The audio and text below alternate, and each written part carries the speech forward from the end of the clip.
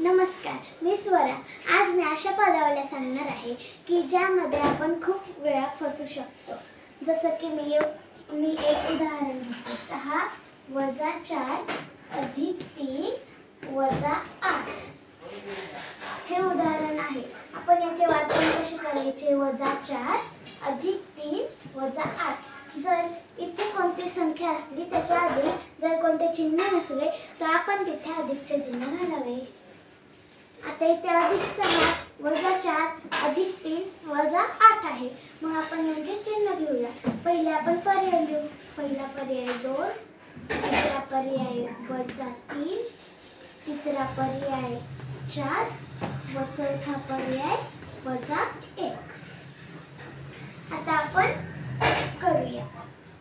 व इथे +6 आहे म्हणून आपण अधिकचे 6 चिन्ह घेऊया। 1 2 3 4 5 6 मी 6 चिन्ह घेतले आहेत। आता इथे -4 आहे मग मी वजाचे 4 चिन्ह घेते। 1 2 3 4 मी 4 चिन्ह घेतले। आता +3 आहे म्हणून मी अधिकचे 3 चिन्ह घेते। 1 2 3 आता इथे -8 आहे म्हणून मी वजाचे 8 चिन्ह घेते। 1 2 3 4 5 6 7 8 इथे आपले शिल्लक आहेत। आता आपण जोड्या बनवूया। 1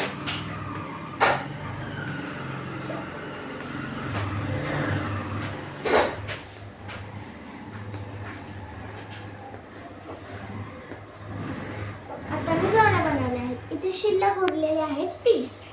हे कशाचे चिन्ह आहे? तर वजाचे, म्हणून उत्तर आहे -3।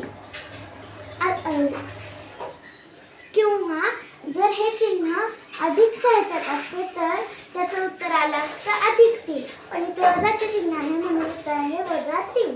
पर्याय क्रमांक 2। धन्यवाद।